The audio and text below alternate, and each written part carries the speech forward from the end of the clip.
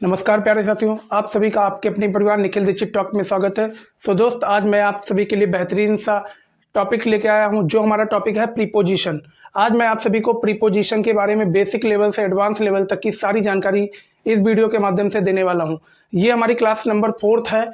इससे पहले मैंने 3 क्लासेस कराई हैं। पहली क्लास में मैंने नाउन कराया है, दूसरी क्लास में मैंने प्रोनाउन कराया है, तीसरी क्लास में मैंने एडजेक्टिव कराया। आज हमारी ये चौथी क्लास है। इस चौथी क्लास में मैं आप सभी को प्रीपोजिशन कराऊंगा। प्रीपोजिशन की जितनी भी बेसिक चीज़ें होती वो बताऊंगा, उसके बाद मैं एडवांस लेवल पर चलूंगा। तो दोस्त, ये जो क्लास होने वाली है ये सभी परीक्षाओं के लिए इंपॉर्टेंट है। जिन भी परीक्षाओं में इंग्लिश पूछी जाती है उन सभी परीक्षाओं के लिए बहुत ही ज़्यादा मोस्ट इंपॉर्टेंट है। और अभी तक आपने हमारे चैनल को सब्सक्राइब नहीं किया, चैनल को सब्सक्राइब कर लीजिएगा, बेल नोटिफिकेशन को भी प्रेस कर लीजिएगा, ताकि आगे आने वाले सभी वीडियोस की नोटिफिकेशन सबसे पहले आप सभी के पास पहुंच सके और हमारे द्वारा जो भी यहाँ पे जानकारी दी जाती है वो जानकारी सबसे पहले आप सभी के पास पहुँच सके।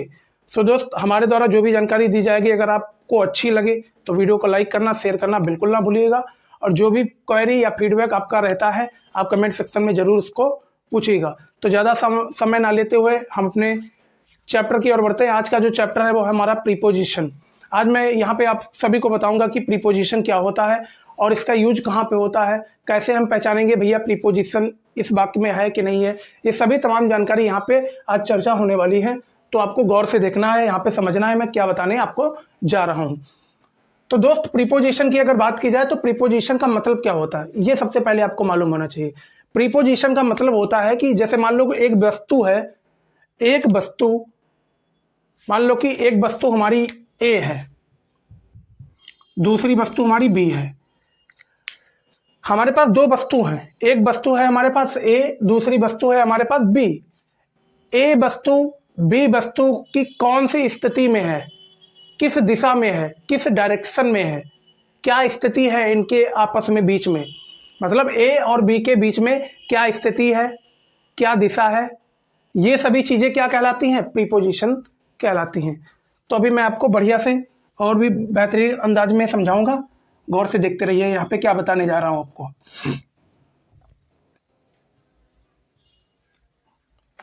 तो प्रीपोजिशन एक ऐसा शब्द होता है जो यह बतलाता है कि दो वस्तु के बीच में क्या स्थिति है, दो वस्तुओं के बीच में क्या स्थिति है, क्या डायरेक्शन है।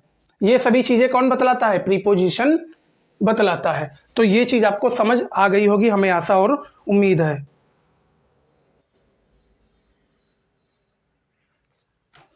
तो प्रीपोजिशन क्या बतलाता है भैया, प्रीपोजिशन ये बतलाता है कि दो वस्तुओं के बीच में क्या दिशा है, दो वस्तुओं के बीच में क्या स्थिति है, या कौन सी दिशा में है वो वस्तुएं। ये सभी तमाम चीजें कौन बतलाता है, प्रीपोजिशन बतलाता है।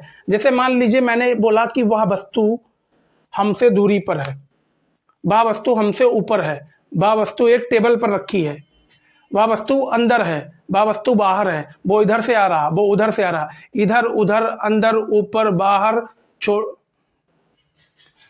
आउटसाइड इनसाइड और ऑन एट, ये सभी चीज़ें जो हैं, ये सभी वर्ड्स जो हैं, ये सभी के सभी हमारे क्या हैं, प्रीपोजिशन हैं। अब जरा गौर से समझिएगा प्रीपोजिशन, इसको मैं तोड़ के समझाता हूँ। प्री का मतलब क्या होता है, पहले। प्री का मतलब पहले, पोजीशन का मतलब स्थिति, पोजीशन का मतलब स्थिति। मैंने आपको क्या बताया, प्री का मतलब पहले, पोजीशन का मतलब स्थिति, कि एक वस्तु की दूसरे वस्तु से क्या स्थिति है, क्या दिशा है, ये सभी जो चीजें हैं वो कौन बताता है, प्रीपोजिशन बताता है। तो प्री का मतलब पहले, पोजीशन का मतलब स्थिति। अब गौर से आपको समझना है, ये प्रीपोजिशन किसके पहले लगते हैं, तो आपको ये भी मालूम होना चाहिए, ये जो प्रीपोजिशन है वो नाउन और प्रोनाउन के पहले लगकर उनकी क्या बताते हैं, स्थिति बताते हैं। क्या बताते हैं, नाउन और प्रोनाउन के पहले प्रीपोजिशन लगकर नाउन और प्रोनाउन की क्या बताते हैं, स्थिति बताते हैं। तो ये चीज भी आपको क्लियर हो चुकी होगी। प्रीपोजिशन क्या करते हैं, नाउन और प्रोनाउन के पहले ये शब्द लग जाते हैं, उसके बाद नाउन और प्रोनाउन की क्या बताते हैं, स्थिति बताते हैं, कि नाउन और प्रोनाउन कैसा है और कहां पर है। ये सभी चीजें कौन बताता है, प्रीपोजिशन बताता है भैया। तो ये चीज भी आपको क्लियर हो चुकी होगी। प्री का मतलब पहले, पोजीशन का मतलब स्थिति। ये जो प्रीपोजिशन होते हैं वो किसी नाउन और प्रोनाउन के पहले लगते हैं, हमेशा याद रखिएगा। ये नाउन और प्रोनाउन के पहले ही लगेंगे। क्या लगेंगे? प्रीपोजिशन हमेशा नाउन और प्रोनाउन के पहले ही लगता है। इसी के लिए प्री का मतलब पहले होता है, पोजीशन का मतलब स्थिति। ये बात आपको क्लियर हो चुकी होगी, इतनी इतनी आपको नोट कर लेना है।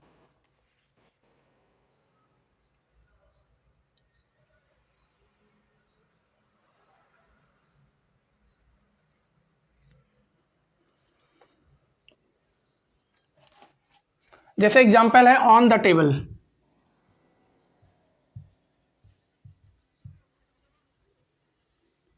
In the box. अब यहाँ पे जो आपको इन है और यहाँ पे जो ऑन, इन और ऑन ये दोनों शब्द हमारे क्या है? प्रीपोजिशन है। क्या है? प्रीपोजिशन है। क्या है? प्रीपोजिशन। और यहाँ पे जो टेबल है और ये जो बॉक्स है ये क्या है हमारे? बताइएगा जरा गौर से। टेबल और बॉक्स क्या है हमारे? ये हमारे नाउन है। क्या है? नाउन है। अभी मैंने आपको बताया था कि जो प्रीपोजिशन होता है वो नाउन और प्रोनाउन के पहले आता है, मतलब नाउन और प्रोनाउन के पहले लगता है। तो देखिए नाउन यहाँ पे बाद में है और प्रीपोजिशन यहाँ पे पहले ही लगा है, तो इसी को हम क्या बोलते हैं? प्रीपोजिशन बोलते हैं। तो इतनी चीज आपको क्लियर हो चुकी होगी कि जो प्रीपोजिशन होते हैं वो नाउन और प्रोनाउन के पहले ही लगते हैं, हमेशा याद रखिएगा। तो यहाँ पे देखिएगा ऑन और इन ये दो हमारे पास शब्द हैं। ये देखिए किसके पहले लगे हैं? नाउन के पहले लगे हैं। इसमें भी ये नाउन के पहले लगा है। तो ये चीज आपको नोट कर लेनी है ध्यानपूर्वक।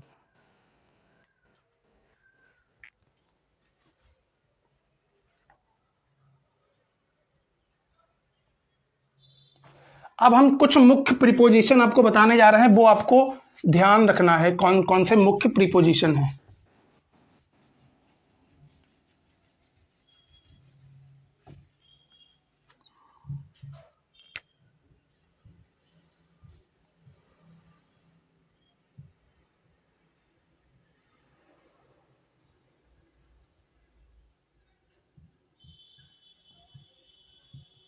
ये जो चीज बताने जा रहा हूं ये बहुत ही ध्यानपूर्वक आपको देखनी है।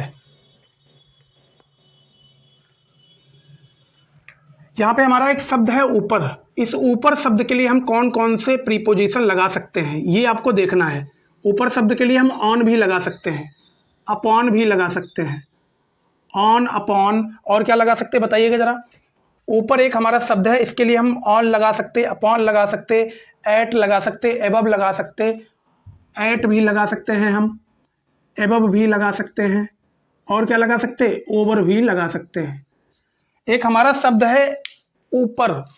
ऊपर एक हमारा शब्द है ऊपर, तो उस ऊपर के लिए हम कौन कौन से प्रीपोजिशन लगा सकते हैं? ऑन लगा सकते, अपॉन भी लगा सकते, एट लगा सकते, एबव लगा सकते, ओवर लगा सकते। बस कंडीशन ये है कि हमारा सेंटेंस है उसी के हिसाब से हम इनका प्रयोग करेंगे। जैसा वाक्य है उसी के हिसाब से हम इनका प्रयोग करेंगे। जैसे भी किसी भी वस्तु की जैसी ही स्थिति है, कोई भी वस्तु की जैसी स्थिति है उसी स्थिति के हिसाब से ही हम इनका प्रयोग करेंगे एक वाक्य में। ये चीज आपको समझ आ गई होगी। तो ऊपर के लिए हम ऑन लगा सकते, अपॉन भी, एट, एबव, ओवर, ये इतने शब्द हम लगा सकते हैं ऊपर के लिए। किसके लिए? ऊपर के लिए। अब हम आते हैं नीचे। नीचे शब्द के लिए हम क्या क्या लगा सकते हैं बताइएगा जरा। अंडर लगा सकते, बेनिथ लगा सकते, और क्या लगा सकते भैया? बिलो लगा सकते। क्या लगा सकते? बिलो भी लगा सकते हैं हम। एक शब्द है हमारा नीचे, इस नीचे के लिए हम अंडर लगा सकते, बिनिथ लगा सकते, बिलो लगा सकते, और क्या लगा सकते हैं?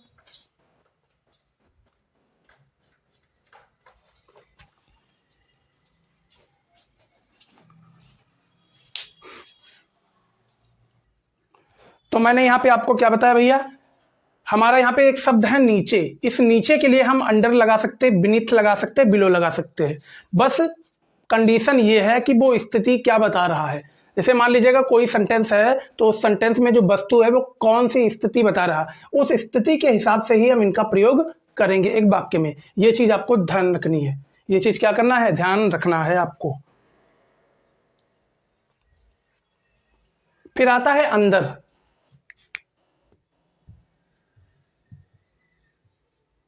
अंदर के लिए क्या होता है भैया? इन, इनटू, और क्या है? इनसाइड। और बताइएगा, इन है, इनटू है, इनसाइड है, और क्या है भैया? इन, इनटू, इनसाइड, और क्या है?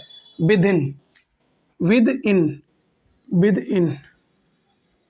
ये हमारे शब्द हैं। हम इन चारों शब्दों को अंदर, अंदर के लिए यूज कर सकते हैं। जहाँ पे हमारा अंदर लिखा हो, हम उसी कंडीशन के हिसाब से इनका हम प्रयोग कर सकते हैं। अंदर के लिए क्या क्या लगा सकते हैं? इन, इनटू, इनसाइड, विद इन। ये चीज़ आपको गौर से ध्यान रखनी है। हमने ऊपर के लिए क्या बताया? On, upon, at, above, over.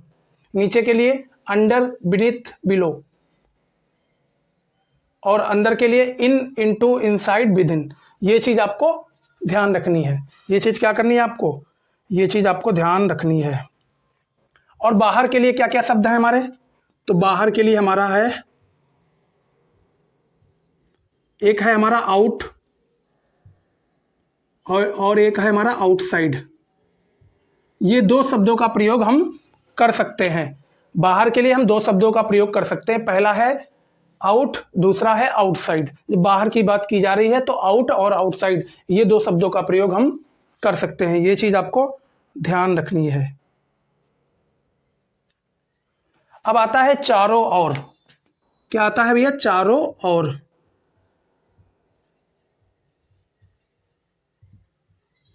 चारों ओर के लिए हम अराउंड, चारों ओर के लिए अराउंड का प्रयोग कर सकते हैं। और किसका प्रयोग कर सकते हैं? और किसका प्रयोग कर सकते हैं? अबाउट का भी प्रयोग कर सकते हैं। और बताइए किसका प्रयोग कर सकते हैं? अराउंड, अबाउट, और किसका कर सकते हैं? राउंड का भी प्रयोग कर सकते हैं। तो ये चीजें आपको नोट कर लेनी है। बाहर के लिए हम आउट, आउटसाइड का प्रयोग करेंगे। चारों ओर के लिए हम अराउंड, अबाउट और राउंड के का ही प्रयोग करेंगे। ये चीजें आपको ध्यान रखनी है। बीच में होकर, एक शब्द है हमारा बीच में होकर। बीच में होकर, इसके लिए क्या करेंगे? Through, THROUGH, through. इसका हम प्रयोग करेंगे। किसका प्रयोग करेंगे? थ्रो का प्रयोग करेंगे। पीछे के लिए क्या करेंगे? बिहाइंड, और क्या? पीछे के लिए क्या करेंगे भैया? बिहाइंड और आफ्टर। बिहाइंड, और किसका? बिहाइंड।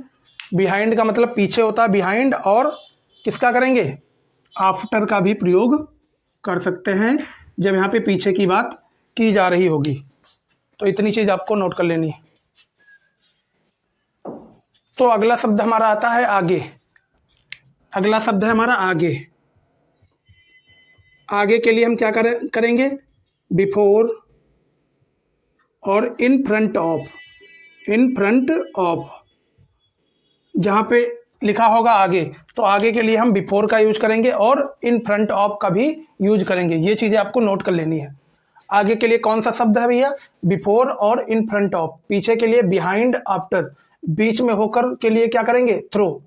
चारों ओर के लिए क्या करेंगे? अराउंड, अबाउट और राउंड। बाहर के लिए आउट, आउटसाइड। अंदर के लिए इन, इनटू, इनसाइड, विदिन। नीचे के लिए अंडर, बीनीथ, बिलो। ऊपर के लिए on, upon, at, above, over. इन शब्दों का हम प्रयोग करेंगे। ये चीजें आपको नोट कर लेनी है।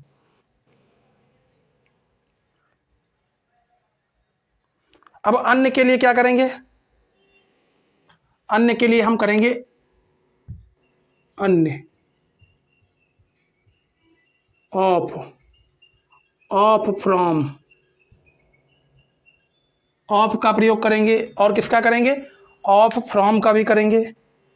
ऑफ का करेंगे, ऑफ फ्रॉम का करेंगे।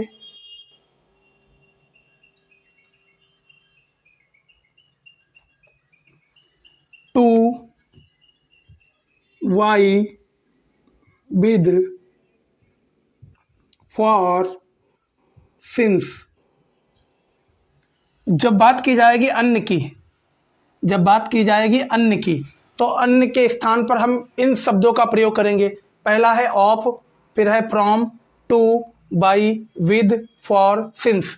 बस ये मतलब है कि उस वाक्य में जो वस्तु है वो हमें क्या दर्शाती है, वो स्थिति उसकी कैसी है, उस स्थिति के हिसाब से ही हम इन शब्दों का प्रयोग करेंगे। ये चीज़ें आपको नोट कर लेनी है। अभी मैं आप सभी को इसके बाद इन सभी शब्दों के बारे में बताऊंगा कि इन शब्दों को हम कहाँ पे यूज करेंगे, कैसे यूज करेंगे, इनका यूज कहाँ पे होगा, ये सभी तमाम जानकारी आपको मिलने वाली है। तो सबसे पहले इतना आप नोट कर लीजिएगा, उसके बाद आगे बढ़ते हैं।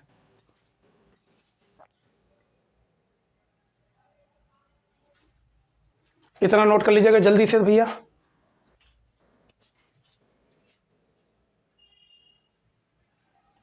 इतना नोट कर लेना है आपको।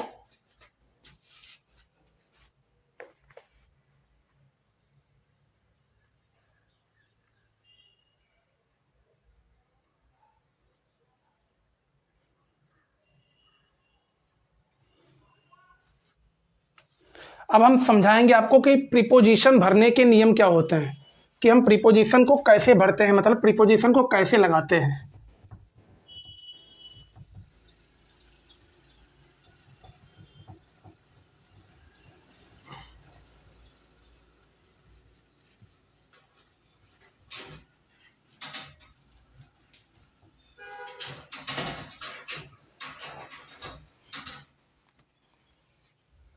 दो शब्द हैं हमारे, एक शब्द है लुक, दूसरा शब्द है हमारा लाफ। इन दोनों शब्दों के बाद हम हमेशा ऐट का ही प्रयोग करेंगे। किसका प्रयोग करेंगे? ऐट का ही प्रयोग करेंगे। पहला शब्द है हमारा लुक, पहला वर्ड है हमारा लुक, और दूसरा है लाफ। इन दोनों के बाद हम हमेशा ऐट का ही प्रयोग करेंगे। फॉर एग्जाम्पल के साथ समझते हैं। जैसे देखिएगा यहाँ पे, look at the black board, look at the black board, look at the black board. फिर इसके लिए यहां पे देखिएगा, don't laugh at the beggar, don't laugh at the beggars. तो ये चीज़ हमें उम्मीद है कि आप सभी को समझ आ गई होगी। मैंने आपको क्या बताया? मैंने आपको बताया लुक के बाद हम हमेशा एट का ही प्रयोग करेंगे, और लाफ के बाद भी हम हमेशा एट का ही प्रयोग करेंगे। अब यहाँ पे आपको समझना है, यहाँ पे लिखा है लुक, इस लुक के बाद मैंने देखिए प्रीपोजिशन एट लगाया। यहाँ लिखा है लाफ, इस लाफ के बाद मैंने प्रीपोजिशन एट लगाया। तो यही चीज़ दोनों हमने बताई है। क्या बताया है? लुक और लाफ, इन दोनों के बाद हम हमेशा एट का ही प्रयोग करेंगे। यहाँ पे लिखा है लाफ, लाफ के बाद हम हमेशा एट का ही प्रयोग करेंगे, और लुक के बाद भी हम हमेशा एट का ही प्रयोग करेंगे। पहला जो वाक्य है, look at the black board, don't laugh at the beggar, तो ये चीज़ आपको क्लियर हो चुकी होगी। मैंने आपको क्या बताया? लुक के बाद हम हमेशा एट का ही प्रयोग करेंगे, और लाफ के बाद भी हम हमेशा एट का ही प्रयोग करेंगे। ये चीज़ आपको नोट कर लेनी है।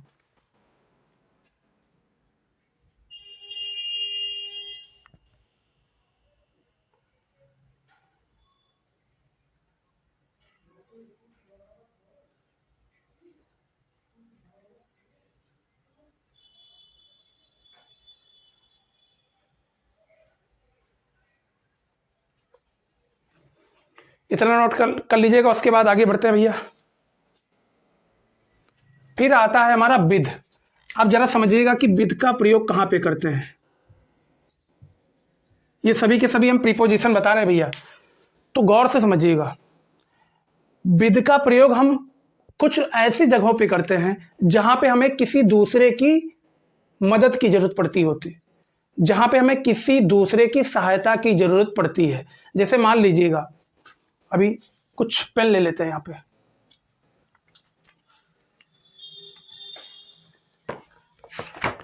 जैसे मान लीजिएगा मेरे पास एक कॉपी है,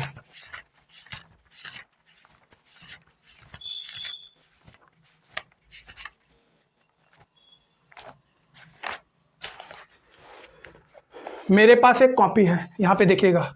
अब हमारे पास एक पेन भी है, यहाँ पे पेन है ना। अगर मैं यहाँ पे कुछ भी लिखूंगा तो हमें किसकी मदद लेनी पड़ेगी? पेन की मदद लेनी पड़ेगी। हमें लिखने के लिए पेन की मदद लेनी पड़ेगी। पेन की हमें हेल्प लेनी पड़ेगी, पेन की हमें सहायता लेनी पड़ेगी। तो इस केस में हम हमेशा विद का प्रयोग करेंगे। कोई भी वाक्य बनाएंगे जहाँ पे हमें किसी दूसरे वस्तु की मदद लेनी पड़ती है तो हम वहाँ पे हमेशा विद का प्रयोग करेंगे। अगर हम यहाँ पे कुछ लिखते हैं, जैसे लिखा है मैंने Ram is a good boy, Ram एक अच्छा लड़का है, तो यहाँ पे हमने किसकी मदद ली? यहाँ पे हमने पेन की मदद से ये वाक्य मैंने यहाँ पे कॉपी पे नोट किया है। पेन की मदद से यहाँ पे हमने इस वाक्य को कॉपी पे लिखा है, तो हमने किसी ना किसी की हेल्प ली है। यहाँ पे मैंने यहाँ पे किसी ना किसी की हेल्प ली है, बिल्कुल ली है। तो किसकी हेल्प ली है? पेन की हेल्प ली है। तो इस केस में हम हमेशा विद का प्रयोग करेंगे। ये चीज़ आपको क्लियर हो चुकी होगी, ये चीज़ आपको क्लियर हो चुकी होगी। जब हम किसी दूसरे वस्तु की मदद लेते हैं कोई अपना काम करने के लिए, तो वहाँ पे हम हमेशा विद का प्रयोग करेंगे। तो ये चीज़ आपको नोट कर लेनी है।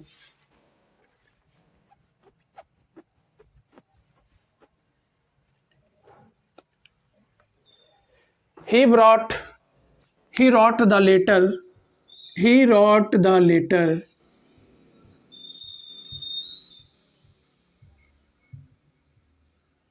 with a pen.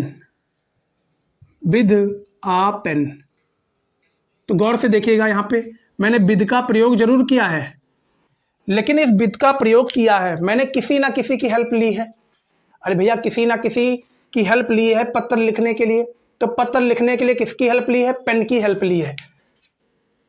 किसकी हेल्प ली है हमने? पेन की हेल्प ली है। जब पेन की हेल्प ली है तो इस केस में हम हमेशा विद का प्रयोग करेंगे। तो यहाँ पे आपको एक बात क्लियर हो चुकी होगी, विद का प्रयोग हम ऐसे वाक्यों में करते हैं जहाँ पे किसी दूसरी वस्तु की हमें मदद लेनी पड़ती है, किसी दूसरे वस्तु की हमें सहायता लेनी पड़ती है अपने कार्य को पूर्ण करने के लिए, तो वहाँ पे हम हमेशा विद का प्रयोग करते हैं। ये चीज़ आपको क्लियर हो चुकी होगी, इतना आपको नोट कर लेना है भैया, इतना आपको क्या कर लेना है? नोट कर लेना है। जो चीज़ हमारे मुख से निकलती है उस पर आप गौर करिएगा, वही चीज़ आप अपनी कॉपी पे नोट भी करते चलिएगा, जिससे आपको हर एक चीज़, हर एक डाउट यहाँ यहीं पे आपको क्लियर हो जाएगा।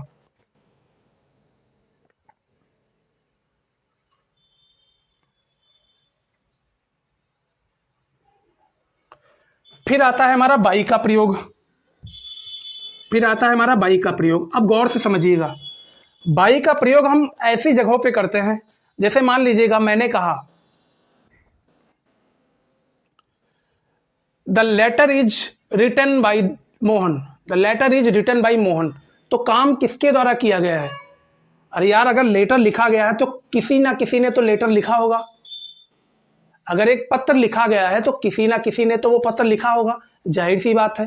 तो जिसके द्वारा वो पत्र लिखा गया है, जिस व्यक्ति के द्वारा लिखा गया है वो पत्र, उस व्यक्ति के लिए हम हमेशा बाई का ही प्रयोग करेंगे। कोई भी कार्य होता है तो उस कार्य को करने के लिए कोई व्यक्ति होता है, तो ऐसे केस में हम हमेशा बाई का ही प्रयोग करेंगे। किसका प्रयोग करेंगे? बाई का प्रयोग करेंगे। तो ये चीज़ आपको क्लियर हो चुकी होगी, ये चीज़ आपको क्लियर हो चुकी होगी। जब कोई भी व्यक्ति कोई कार्य करता है, उस व्यक्ति के द्वारा जो भी कार्य किया जा रहा है, उस व्यक्ति के द्वारा जो भी कार्य किया जा रहा है, जैसे मान लीजिएगा पत्र लिखा जा रहा है, तो वो पत्र किसी ना किसी व्यक्ति के द्वारा ही लिखा गया होगा, जाहिर सी बात है। अगर किसी ना किसी व्यक्ति के द्वारा लिखा गया है तो इस केस में हम हमेशा बाई का ही प्रयोग करेंगे। तो ये चीज़ भी आपको नोट कर लेनी है। This letter was written by Mohan, this letter was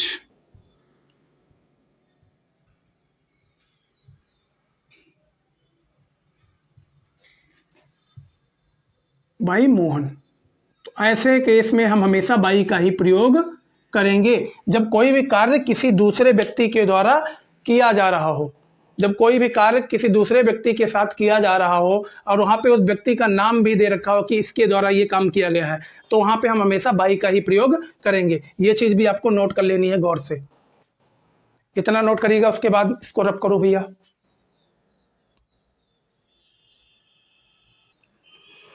तो इतनी चीज़ आपको नोट कर लेनी है गौर से, जो मैं यहाँ पे बता रहा हूँ भैया आपको।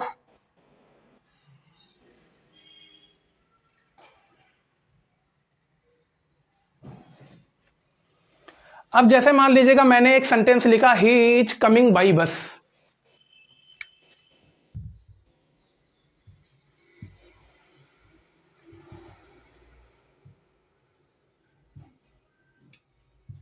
अब गौर से देखिएगा, जैसे मान लीजिएगा मैं अगर यात्रा कर रहा हूं तो किसी ना किसी वाहन या सवारी से ही तो यात्रा को करूंगा, जाहिर सी बात है। तो किसी ना किसी साधन को तो हमें लेना पड़ेगा। अरे भैया, अगर किसी ना किसी साधन को अगर हमें लेना पड़ेगा तो वहां पे उस केस में हम हमेशा बाई का ही प्रयोग करेंगे। जैसे मान लीजिएगा मैंने एक पत्र लिखना स्टार्ट किया, तो जो पत्र लिख रहा है, जो व्यक्ति पत्र लिख रहा है, उसके साथ हम हमेशा क्या लगाएंगे, वाई लगाएंगे। जैसे मान लीजिएगा मैं सफ़र कर रहा हूँ, तो सफ़र कर रहा हूँ तो कोई ना कोई सवारी या वाहन तो हमें लेना ही पड़ेगा। तो जो वाहन हम लेंगे उसके लिए हम हमेशा बाई का ही प्रयोग करेंगे। He is coming by bus. ये चीज़ भी आपको क्लियर हो गई होगी।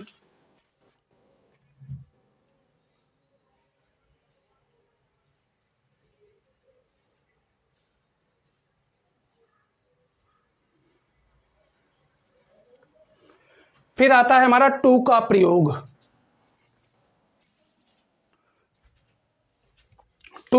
आता है हमारा टू का प्रयोग ऐसी जगहों पे होता है जब कोई व्यक्ति कहीं जाता है। जैसे मान लीजिएगा आज मैं यहाँ पे खड़ा हूँ, कल को हम किसी दूसरी जगह पे जाएं तो उस जगह के लिए हम हमेशा टू का प्रयोग करेंगे। जैसे मान लीजिएगा मैं कहीं दूसरी जगह जा रहा हूँ तो उसके लिए हम हमेशा टू का ही प्रयोग करेंगे। तो ये चीज़ भी आपको नोट कर लेनी है।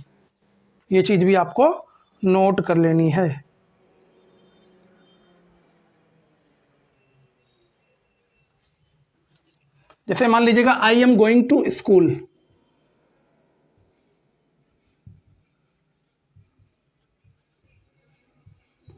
जब हम किसी दूसरी जगह पे जा रहे हैं तो हम हमेशा वहां पे टू का ही प्रयोग करेंगे। ये चीज़ आपको नोट कर लेनी है गौर से। ये चीज़ क्या करनी है, आपको नोट कर लेनी है गौर से। I am going to school, मैं दूसरी जगह पे जा रहा हूं ना, तो वहां पे हम टू का प्रयोग करेंगे। I am going to school.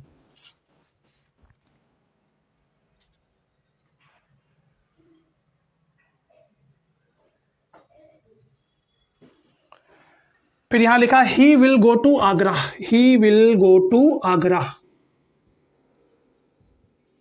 तो जहां पे जाने की कंडीशन होगी, मतलब हम एक जगह से दूसरी जगह जा रहे हैं, जहां पे जाने की कंडीशन होगी तो वहां पे हम हमेशा टू का ही प्रयोग करेंगे। तो ये चीज़ नोट कर लीजिएगा। उसके बाद हम आगे बढ़ते हैं भैया, और भी आपको बेहतरीन सी चीज़ें यहाँ पे बताते हैं कि कौन से प्रीपोजिशन का कहाँ पे हम प्रयोग करेंगे। ये सभी तमाम जानकारी आपको बढ़िया से लाजवाब तरीके से समझ आ रही होंगी, हमें आशा और उम्मीद है।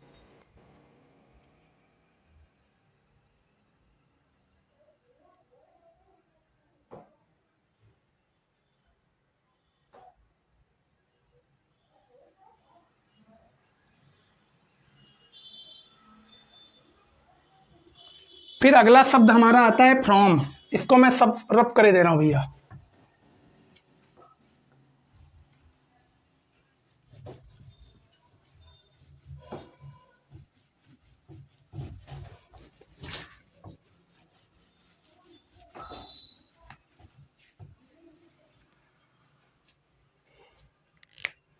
फिर आता है हमारा फ्रॉम। अभी मैंने टू का प्रयोग बताया, मैंने टू के प्रयोग में बताया था जब हम एक जगह से कहीं दूसरी जगह पे जा रहे हैं तो वहां पे टू का प्रयोग करेंगे। अब आया है हमारा फ्रॉम। तो फ्रॉम का प्रयोग हम उस जगह के लिए करते हैं। जैसे मान लीजिएगा मैं दिल्ली में बैठा हूं, मैंने बोला कि मैं दिल्ली से अपने घर वापस आ रहा हूं।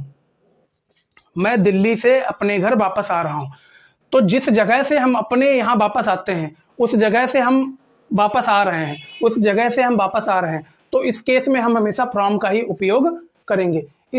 ऐसे केस में हम फ्रॉम का ही प्रयोग करेंगे। मैंने क्या बताया था, टू का प्रयोग हम जाने के लिए करते हैं, फ्रॉम का प्रयोग हम वापस आने के लिए करते हैं। तो ये चीज़ आपको नोट कर लेनी है, फ्रॉम का प्रयोग हम वापस आने के लिए करते हैं।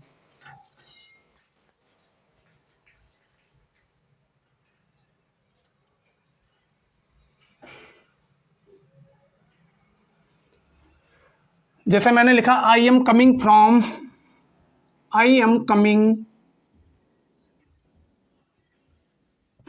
House. I am coming from house. तो जिस जगह से हम वापस आ रहे हैं उसके लिए हम हमेशा फ्रॉम का ही प्रयोग करेंगे। किसका प्रयोग करेंगे? फ्रॉम का ही प्रयोग करेंगे। और एक जगह और है जहाँ पे हम फ्रॉम का प्रयोग करते हैं, वो कौन सी जगह है भैया? फ्यूचर में होने वाले जो हमारा काम है, फ्यूचर में हमारा जो काम होने वाला है, फ्यूचर में जो हमारा काम होने वाला है वहाँ पे भी हम फ्रॉम का ही प्रयोग करते हैं। जैसे फॉर एग्जांपल हम अभी बोल देते हैं I shall go to school from Monday. I शैल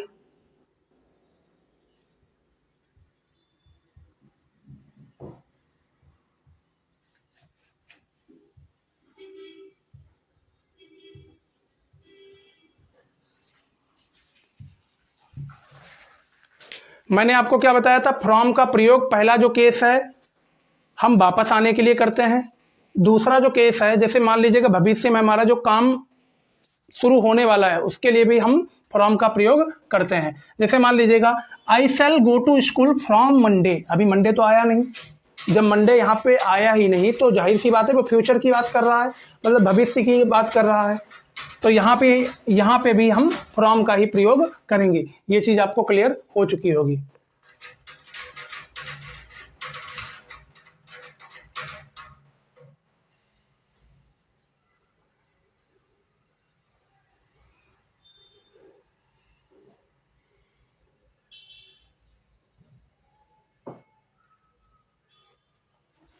फिर आता है हमारा सिंस।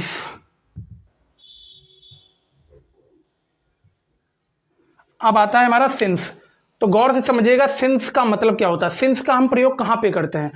जब किसी पॉइंट ऑफ टाइम की बात की जा रही हो, 4 o'clock, 5 o'clock, since evening, since morning, ऐसे केस जहां भी आएंगे वहां पे हम हमेशा सिंस का ही प्रयोग करेंगे। सिंस का मतलब होता है पॉइंट ऑफ टाइम की जब बात की जा रही होगी, पॉइंट ऑफ टाइम की जब बात की जा रही है, जब पॉइंट ऑफ टाइम की बात की जा रही होगी वहां पे हम हमेशा सिंस का ही प्रयोग करेंगे। जैसे मान लीजिएगा मैंने कहा कि मैं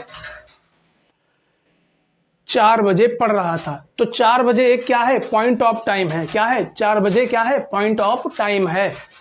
तो जहां भी पॉइंट ऑफ टाइम की बात की जा रही होगी वहां पे हम सिंस का प्रयोग करेंगे। ये चीज आपको नोट कर लेनी है।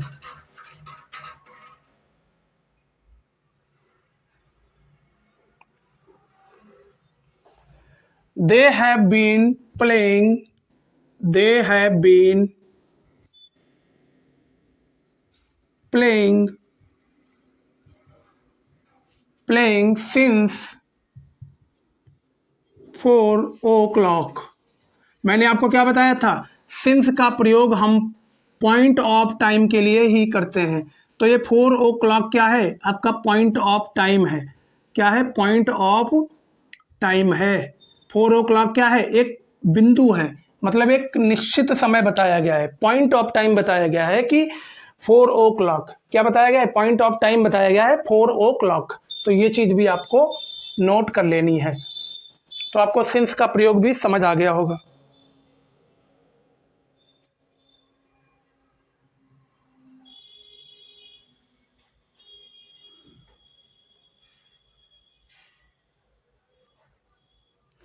फिर आता है हमारा फॉर का प्रयोग। अब गौर से समझिएगा फॉर का प्रयोग हम कहाँ पे करते हैं और फॉर का मतलब क्या होता है। तो फॉर का प्रयोग हम ऐसी जगहों पे करते हैं जहाँ पे ड्यूरेशन ऑफ टाइम की बात की जा रही हो। ड्यूरेशन का मतलब अवधि। अवधि का मतलब क्या है? कि ये बताया जा रहा है कि ये जो कार्य चल रहा है वो 7 दिनों से चल रहा है, या 20 दिनों से चल रहा है, या 30 दिनों से चल रहा है। ये 30 दिन है, 20 दिन है, 7 दिन है, 8 दिन है, 2 दिन है, 4 दिन है, 6 दिन है। ये एक प्रकार का क्या है? ड्यूरेशन है। ये एक अवधि बताई जा रही है, मतलब ड्यूरेशन ऑफ टाइम बताया जा रहा है कि ये जो कार्य है वो 7 दिनों से चल रहा है, 8 दिनों से चल रहा है। तो ये ड्यूरेशन ऑफ टाइम को ही हम बोलते हैं फॉर। जहाँ पे ड्यूरेशन ऑफ टाइम की बात की जा रही होगी वहाँ पे हम फॉर का ही प्रयोग करेंगे। फॉर का प्रयोग हम ड्यूरेशन ऑफ टाइम के लिए ही करते हैं।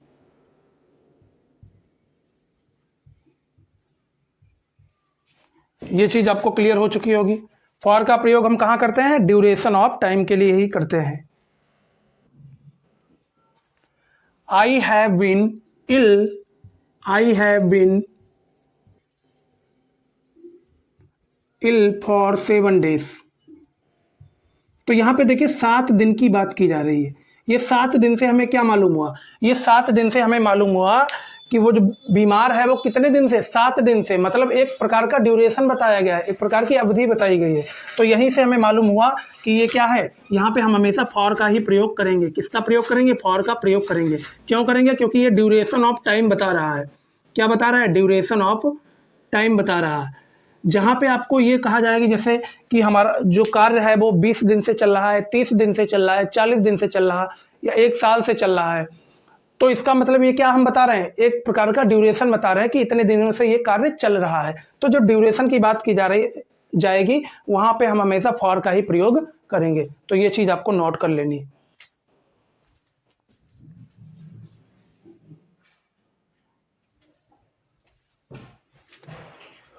तो आपको फॉर का ही भी प्रयोग समझ आ गया होगा।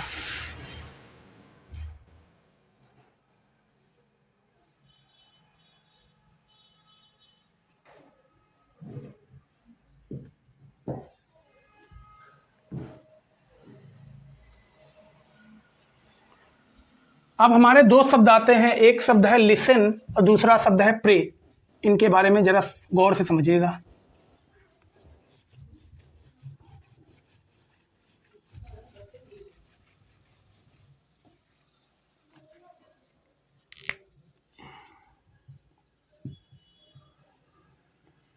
लिसन और प्रे, इन दोनों शब्दों के बाद हम हमेशा टू का ही प्रयोग करेंगे। क्या बताया मैंने? एक शब्द है हमारा लिसन, दूसरा शब्द है हमारा प्रे। एक है लिसन, दूसरा है प्रे। इन दोनों शब्दों के बाद हम हमेशा टू का ही प्रयोग करेंगे। फॉर एग्जाम्पल के लिए, जैसे मान लीजिएगा एग्जाम्पल मैंने लिखा listen to me, listen to me, listen to me. Pray to God, यहां लिखा pray to God, pray to God. अब गौर से समझना, यहाँ पे मैंने आपको क्या बताया? लिसन के बाद हम हमेशा टू का प्रयोग करेंगे, प्रे के बाद भी हम हमेशा टू का ही प्रयोग करेंगे। मैंने क्या बताया था? लिसन, यहाँ पे देखिए शब्द है, लिसन के बाद हम हमेशा टू का ही प्रयोग करेंगे और प्रे के बाद भी हम हमेशा टू का ही प्रयोग करेंगे। ये चीज आपको नोट करके रख लेनी है। लिसन के बाद और प्रे के बाद हम हमेशा टू का ही प्रयोग करेंगे। ये चीज भी आपको नोट कर लेनी है गौर से।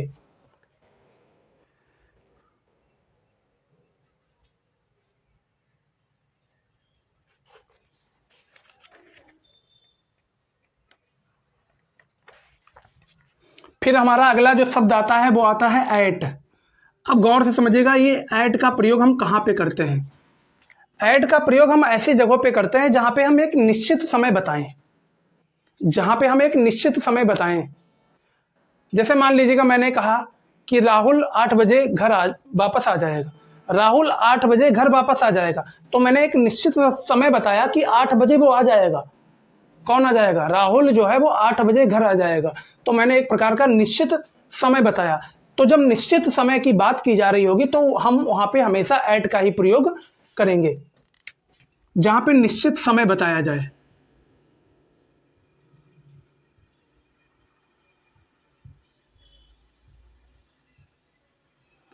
निश्चित समय के लिए हम हमेशा एट का ही प्रयोग करेंगे। ये चीज आपको नोट कर लेनी है।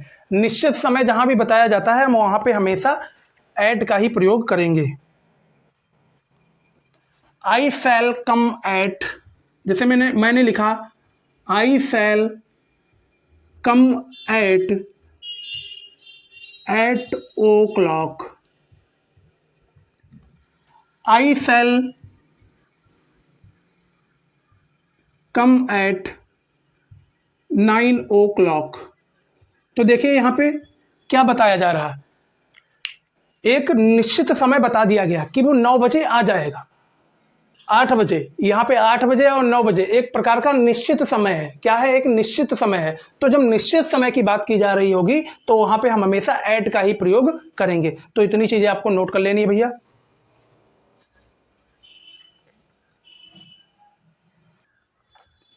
तो आपको ये चीज भी क्लियर हो गई होगी कि हम एट का जो प्रयोग है वो निश्चित समय के लिए ही करते हैं।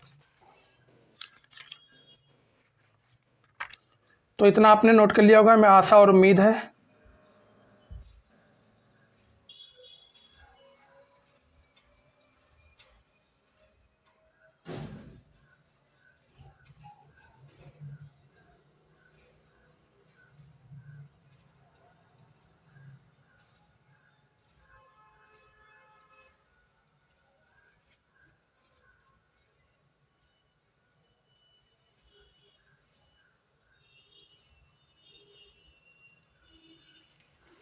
फिर आता है ऑन का प्रयोग। किसका प्रयोग भैया? ऑन का प्रयोग। अब हमको समझिएगा, ऑन का प्रयोग हम किसके लिए करते हैं? ऑन का प्रयोग हम दिन बताने के लिए करते हैं। जैसे मान लीजिएगा मैंने कहा कि आकाश सोमवार को घर वापस आ जाएगा, या राहुल सोमवार को घर वापस आ जाएगा। तो मैंने एक क्या बताया यहाँ पे? जो सोमवार बताया है, जो मंडे बताया है, वो एक प्रकार का दिन ही तो है। तो मैंने यहाँ पे दिन की बात की है ना। अरे भैया, दिन की बात की है कि नहीं की है? मैंने कहा कि राहुल मंगलवार को घर वापस आ जाएगा। तो यहाँ पे मैंने किसकी बात की है? मंगलवार। मंगलवार हमारा क्या है? दिन है। तो जहाँ पे दिन बताने की बात की जा रही होगी, वहाँ पे हम हमेशा ऑन का ही प्रयोग करेंगे। किसका प्रयोग करेंगे? ऑन का प्रयोग करेंगे। तो एग्जाम्पल देखेगा, आई शैल कम ऑन मंडे। तो देखिए यहाँ पे दिन की बात कर रहा है ना, दिन की बात हो रही है ना।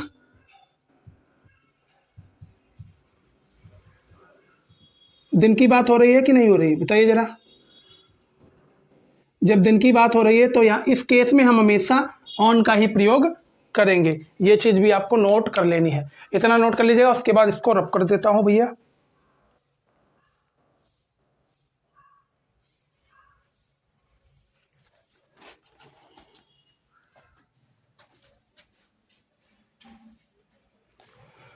फिर आता है हमारा फॉर का प्रयोग। यहाँ पे देखिएगा, फॉर का प्रयोग हम कहाँ पे करते हैं, गौर से देखिएगा भैया। फॉर का प्रयोग हम किसी भी वस्तु जो होती है हमारी, जैसे मान लीजिएगा मैंने कहा कि मैंने एक गोल्ड रिंग इतने पैसों में खरीदी। मैंने एक रिंग 10,000 की कीमत पर खरीदी, 10,000 रुपए की खरीदी। तो जिस वस्तु की कीमत की बात की जा रही होगी, किसी भी वस्तु की कीमत की बात की जा रही होगी, तो उस केस में हम हमेशा फॉर का ही प्रयोग करेंगे। तो ये चीज आपको ध्यान रखनी है। किसी भी वस्तु की जब कीमत की बात की जा रही होगी, तो उस केस में हम हमेशा फॉर का ही प्रयोग करेंगे।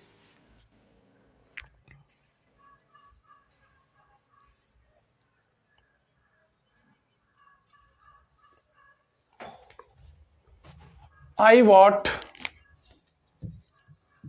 bought this pen for 10 rupees. कितने रुपीस? 10 रुपीस। जब कहीं भी किसी भी वस्तु की कीमत की बात की जा रही होगी, वहां पे हम हमेशा फॉर का ही प्रयोग करेंगे। तो मैंने यहाँ पे क्या लिखा? I want this pen for 10 rupees. जब यहाँ पे कीमत की बात की जा रही थी, तब हमने किसका प्रयोग किया? फॉर का प्रयोग किया। तो ये चीज भी आपको नोट कर लेनी है। मैंने आपको क्या बताया? जब कहीं भी किसी भी वस्तु की कीमत की बात की जा रही होगी, वहां पे हम हमेशा फॉर का प्रयोग करेंगे।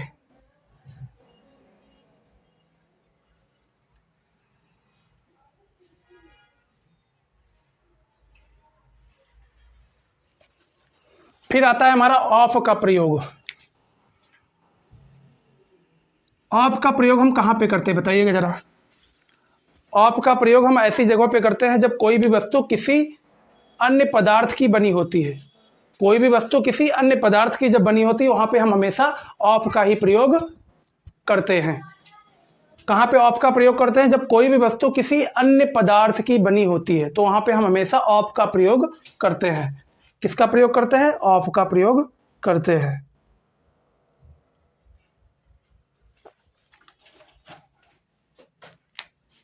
जैसे लिखा है, माई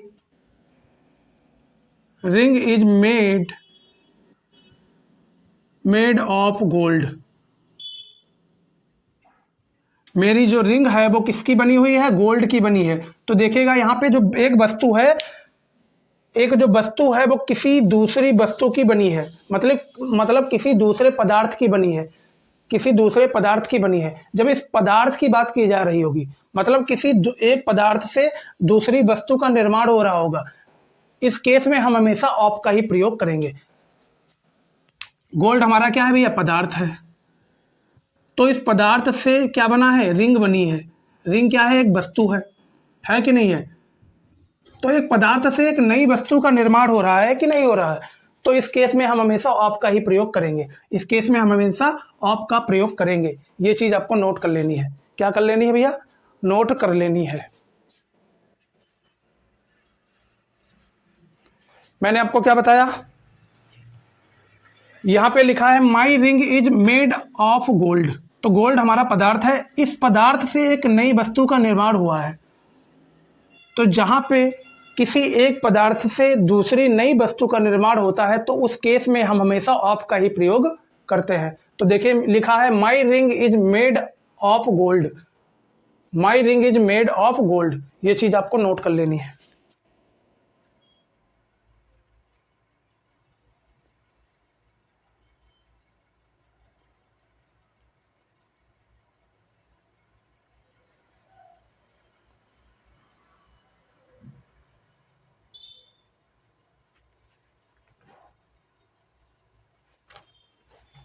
अब हमारा आता है ऑन और इन दोनों का प्रयोग देखिएगा कहां पे करते हैं।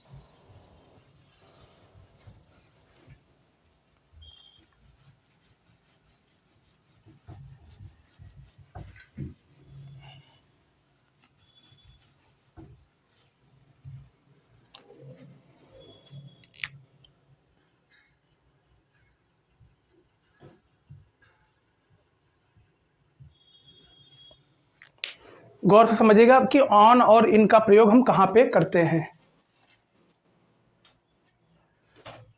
यहां पे समझिएगा ऑन और इन का प्रयोग हम कहां पे करते हैं। सबसे पहले आपको समझना है कि ऑन का प्रयोग कहां करते हैं।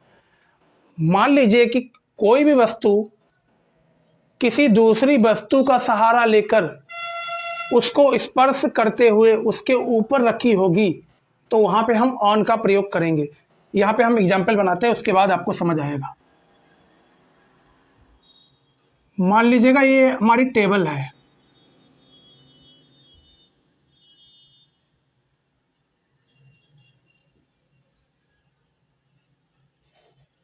ये हमारी टेबल है भैया,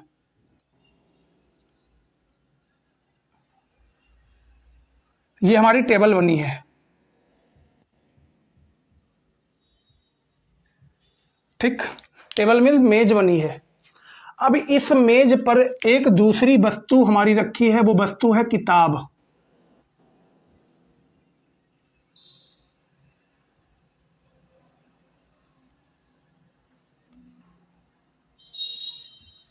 कई सारी किताबें हैं।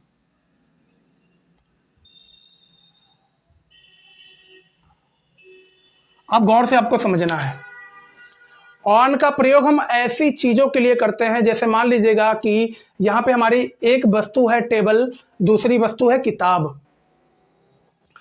जब दूसरी वस्तु पहली वस्तु के ऊपर रखी होगी और उसको स्पर्श करते हुए रखी होगी, स्पर्श करते का मतलब क्या हुआ, ये हमारी पहली वस्तु है, ये किताब हमारी दूसरी वस्तु है। ये हमारी पहली वस्तु है, किताब हमारी दूसरी वस्तु है। अब गौर से देखना जरा, ये जो किताबें रखी हैं वो इस टेबल को स्पर्श करते हुए, स्पर्श का मतलब इस टेबल को छूते हुए और इसी टेबल के ऊपर रखी हैं, इस टेबल के ऊपर रखी है। तो जब ऊपर की बात आएगी, मतलब कोई भी चीज किसी दूसरी चीज के ऊपर रखी होगी और उस चीज को स्पर्श भी करते हुए होगी, तो वहां पे हम ऑन का प्रयोग करते हैं। फिर से दोबारा समझिएगा। मान लीजिएगा ये हमारा हाथ है, इस हाथ पे मैं ये वाला मार्कर रख देता हूं, तो ये देखिएगा ये जो नीचे वाला हिस्सा है इस मार्कर का, ये नीचे वाला हिस्सा हमारे हथेली को स्पर्श भी करेगा। स्पर्श के साथ साथ ये मार्कर हमारे हाथ पे रखा हुआ है, ये मार्कर हमारे हाथ पे रखा हुआ है। तो इस केस में हम हमेशा ऑन का ही प्रयोग करेंगे, इस केस में हम हमेशा ऑन का प्रयोग करेंगे। दोबारा समझिएगा, ये टेबल है और इस टेबल के ऊपर किताबें रखी हैं। ये किताबें इस टेबल के ऊपरी भाग को स्पर्श कर रही हैं। स्पर्श का मतलब इस ऊपरी भाग को छू रही हैं। छूने के बाद ये जो किताबें हैं इस टेबल के ऊपर रखी हैं। जब ऐसा केस होगा तो उस केस के लिए हम हमेशा ऑन का प्रयोग करेंगे। तो ये चीज आपको क्लियर हो चुकी होगी।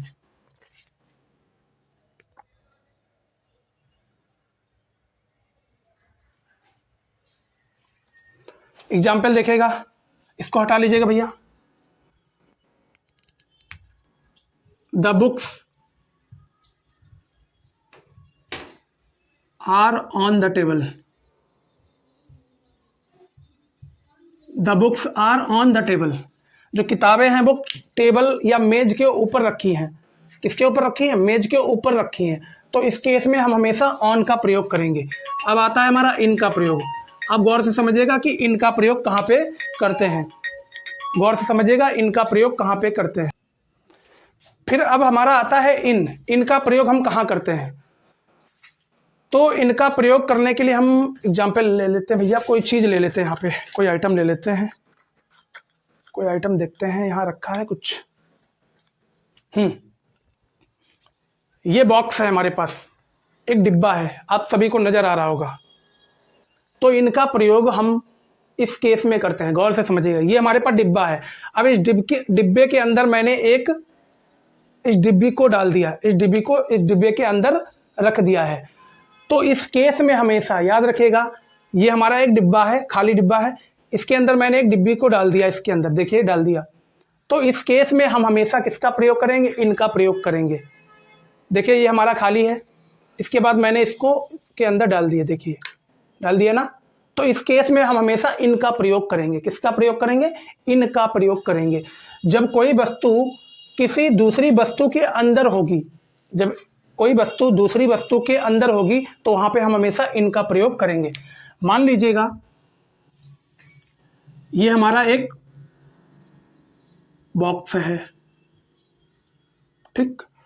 इस बॉक्स के अंदर कई सारे पेन्स रखे हैं। इस बॉक्स के अंदर कई सारे पेन्स रखे हैं। इस बॉक्स के अंदर कई सारे पेन्स रखे। ये हमारा बॉक्स है और इसके अंदर ये क्या रखे हैं? पेन रखे हैं। क्या रखे हैं? पेन रखे हैं। तो जो वस्तु है वो अंदर रखी है ना, जो वस्तु है वो अंदर रखी है। तो जब एक वस्तु किसी दूसरी वस्तु के अंदर रखी होगी तो वहां पे हम इनका प्रयोग करेंगे। किसका प्रयोग करेंगे? इनका प्रयोग करेंगे।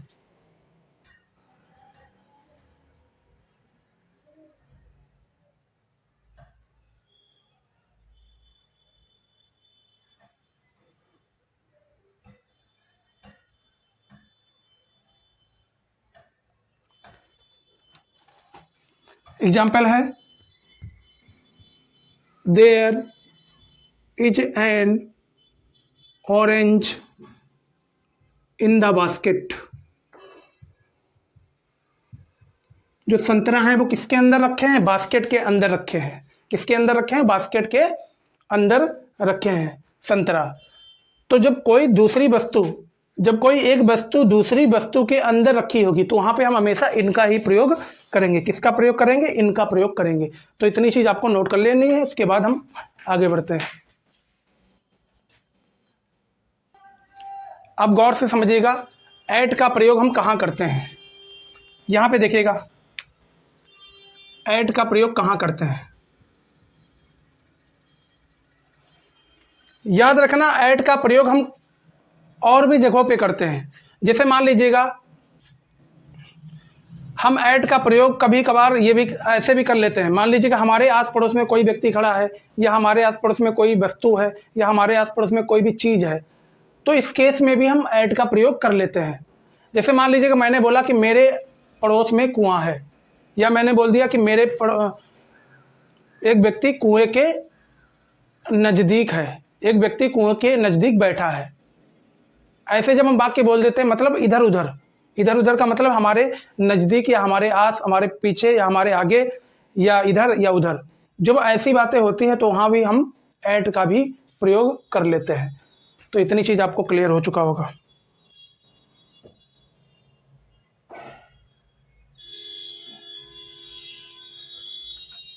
यहाँ देखिएगा, द बॉय इज सिटिंग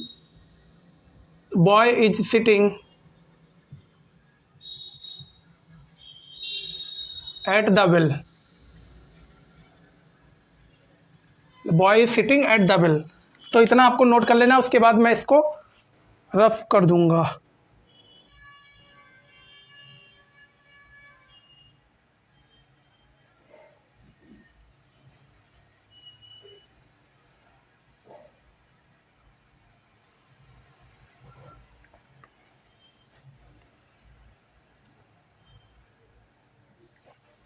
तो अब बढ़ते हैं भैया आगे, बढ़ते हैं आगे की ओर।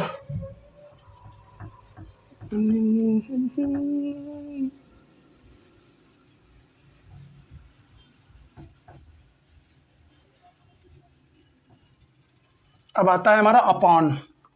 अब गौर से समझिएगा कि अपॉन का प्रयोग हम कहाँ पे करते हैं। अपॉन का प्रयोग हम कहाँ पे करते हैं।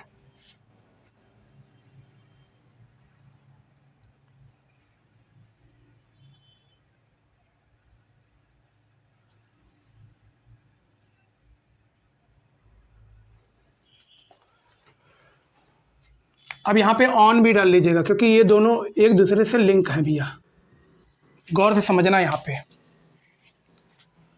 मान लीजिए, उदाहरण देखिएगा भैया, पहले ये हमारा एक रूम है, एक रूम ये है हमारा, ये रूम की छत है, क्या है, छत है ना। दूसरा रूम हमारा ये है,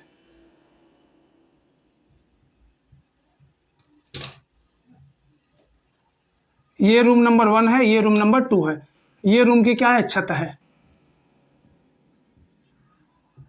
और ये जो बिल्ली है, बिल्ली जो है,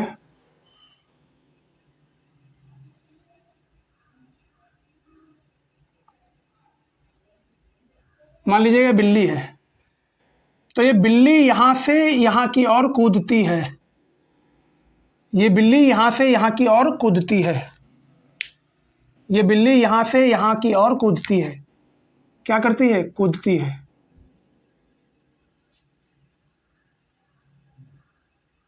क्या करती है, यहाँ से यहाँ की ओर कूदती है।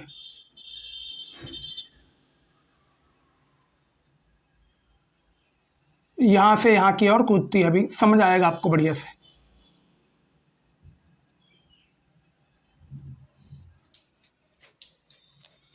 ये सभी हमारी क्या है, कैट है। अब गौर से समझिएगा, ये रूम नंबर 1 है, ये रूम नंबर 2 है।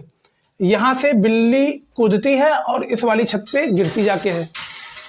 तो बिल्ली कहीं एक जगह स्टेबल तो है नहीं, मतलब एक जगह स्थिर तो है नहीं। वो कैसी है, वो मोशन में है। कैसी है, वो मोशन में है, मतलब वो कैसी है भैया, एक जगह पे स्थिर नहीं है। मोशन का मतलब है वो कूद रही है। क्या कर रही है, वो कूद रही है। जब ऐसे केस आएंगे तो वहाँ पे हम हमेशा अपॉन का प्रयोग करेंगे। किसका प्रयोग करेंगे, अपॉन का प्रयोग करेंगे। जब कोई चीज़ लगातार चल रही है, वो मतलब एक जगह पे रुकी नहीं है। जैसे मैं दौड़ रहा हूँ, मैं सीधे लगातार दौड़ता रहूँ और रुकूँ ना बीच में, तो वहाँ पे हम हमेशा अपॉन का ही प्रयोग करेंगे। अगर मैं दौड़ते दौड़ते थक के रुक जाता हूँ तो वहाँ पे हम ऑन का प्रयोग करेंगे। जब एक चीज़ एक जगह पे स्थिर हो जाती है या रुक जाती है तो वहाँ पे हम ऑन का प्रयोग करते हैं। जब वो चीज़ लगातार चलती रहती है तो वहाँ पे हम अपॉन का प्रयोग करेंगे। यहाँ पे जो बिल्ली है वो एक जगह स्थिर तो है नहीं, वो यहाँ से छलांग लगा के यहाँ पे जा रही है। तो ये कैसी है, ये मोशन में है कि नहीं है, अरे ये मोशन में है भैया, है बिल्कुल मोशन में। तो यहाँ पे हम हमेशा अपॉन का प्रयोग करेंगे। जब कोई चीज़ मोशन में होती है तो वहाँ पे अपॉन का प्रयोग करते हैं। अब जब कोई चीज़ स्थिर होती है, एक जगह पर टिक जाती है, एक जगह पर जम जाती है, तो उसके लिए हम हमेशा ऑन का प्रयोग करते हैं। तो ये चीज़ आपको नोट कर लेनी है।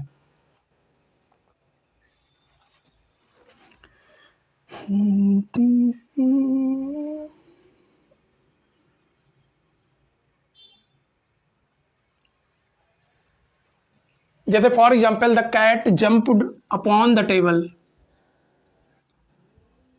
The cat jump upon the table. क्योंकि बिल्ली एक जगह पे तो स्थिर है नहीं, मोशन है। जब मोशन है तो इसके अंदर कुछ ना कुछ गति भी है, मूवमेंट भी है, एक्शन भी है। तो इस केस में हम हमेशा अपॉन का प्रयोग करेंगे। The cat jumped upon the table. फिर आता है हमारा ऑन का प्रयोग। हम ऑन का प्रयोग ऐसी जगहों पे करते हैं जब कोई भी चीज़ एक जगह पर स्थिर हो। जब कोई चीज़ एक जगह पे स्थिर हो, स्थिर का मतलब क्या है, एक जगह पे ही वो बनी हुई हो, मतलब उसके अंदर कोई भी मूवमेंट या मोशन ना हो। तो ये चीज़ आपको नोट कर लेनी है।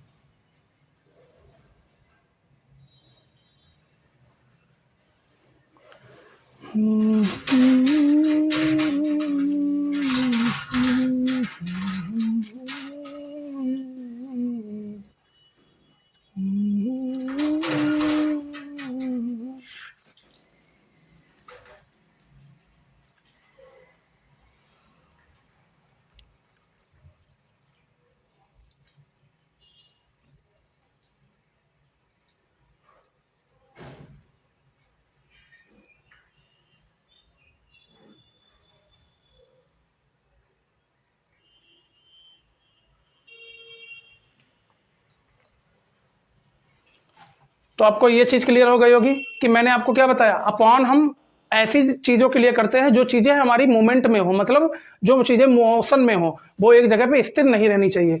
और ऑन किसके लिए करते हैं, जो एक जगह पे स्थिर हों, जो चीज़ें एक जगह पर स्थिर हों। स्थिर का मतलब उसमें कोई मूवमेंट नहीं होना चाहिए। क्या नहीं होना चाहिए, मोशन और मूवमेंट और कोई भी एक्शन नहीं होना चाहिए। क्या नहीं होना चाहिए, ये तीनों चीज़ों नहीं होना चाहिए। जब ये तीनों चीज़ें नहीं होंगी तो जाहिर सी बात है गति भी नहीं होगी, मतलब स्पीड भी नहीं होगी। पर इसमें ज़रूर गति होगी, क्योंकि जब कोई भी चीज़ एक जगह से, मतलब बिल्ली एक जगह से दूसरी जगह छलांग लगाती है तो जाहिर सी बात है उसमें गति भी होगी, बिल्कुल होगी गति। तो ऐसे केस में हम हमेशा अपॉन का प्रयोग करेंगे। ऑन कहाँ पे प्रयोग करेंगे, ऑन हम ऐसी चीज़ों के लिए करते हैं जो चीज़ एक जगह पे ही बनी हुई है, मतलब उसमें कोई भी मूवमेंट या मोशन ना हो। तो इतनी चीज़ आपको क्लियर हो गई होगी, नोट कर लीजिएगा जल्दी से।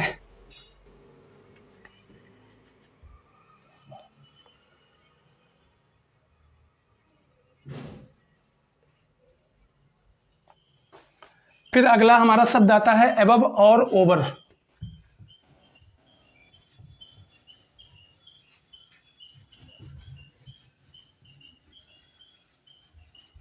एबव और ओवर।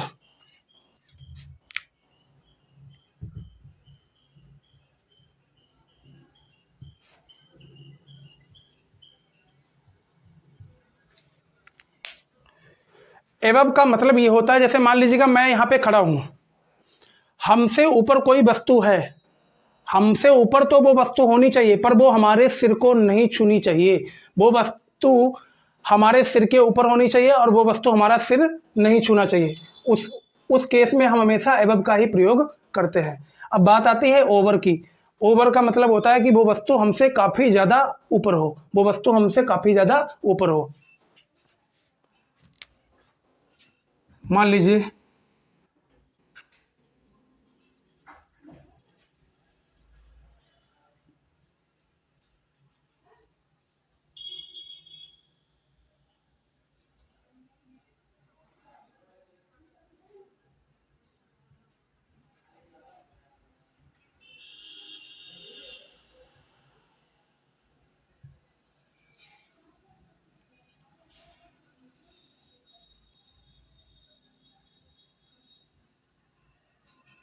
एक आदमी है, ये इसके बाल हैं, ये इसके हेयर हैं। क्या है भैया, हेयर है। तो एबव का मतलब ये होता है कि जैसे मान लीजिएगा इसने एक बॉल उछाली, ये क्या है, गेंद है, एक बॉल है। क्या है भैया, एक बॉल है। तो ये बॉल जो है वो इसके सिर के ऊपर जरूर होनी चाहिए। इसके सिर के ऊपर जरूर होनी चाहिए, पर ये बॉल इसके सिर में नहीं टकरानी चाहिए, ये जो बाल है वो इसके बालों में नहीं लगनी चाहिए। तो इस केस में हम हमेशा एबव का ही प्रयोग करेंगे। तो इतनी चीज़ आपको क्लियर हो चुकी होगी, बिल्कुल हो चुकी है। अब आता है हमारा ओवर। ओवर का मतलब ये होता है, जैसे मान लीजिएगा ये एक आदमी है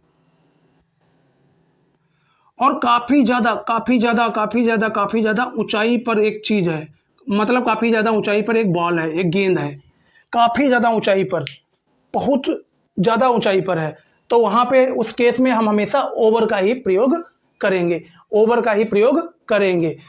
एबव का प्रयोग हम वहाँ पे करते हैं, जैसे मान लीजिएगा हमारे सिर के ऊपर कोई चीज़ है, वो चीज़ हमारे सिर के ऊपर जरूर है, पर वो चीज़ हमारे बालों में टच नहीं होनी चाहिए, वो चीज़ हमारे बालों में टच नहीं होनी चाहिए। तो उस केस में हम हमेशा एबव का प्रयोग करेंगे। ओवर का मतलब है वो चीज़ हमसे काफ़ी ज़्यादा ऊंचाई पर है, हमसे काफ़ी ज़्यादा ऊंचाई पर है, तो उस केस में हम हमेशा ओवर का प्रयोग करेंगे। तो ये चीज़ आपको नोट कर लेनी है।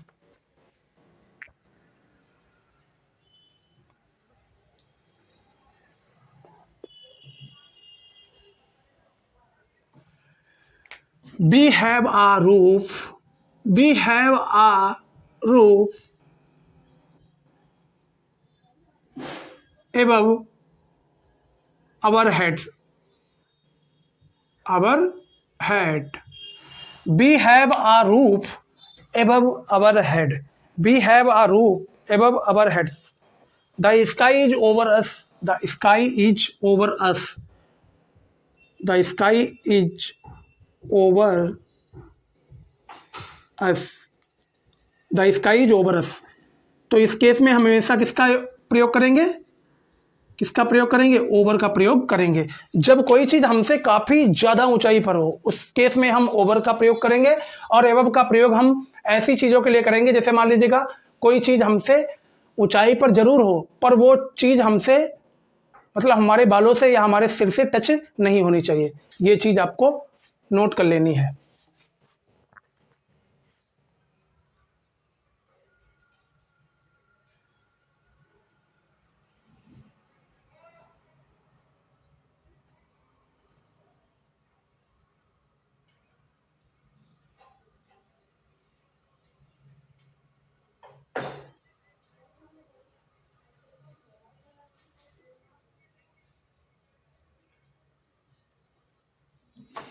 फिर आता है हमारा इन और इनटू।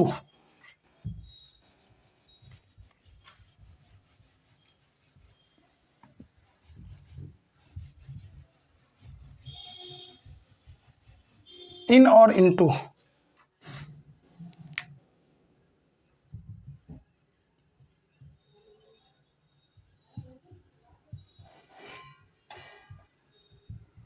गौर से समझना है आपको। इनटू और इन का मतलब, मैंने एक एग्जाम्पल लिया था अभी। ये क्या एग्जाम्पल लिया था, मैंने आपको एक बताया था कि ये हमारे पास एक बॉक्स है,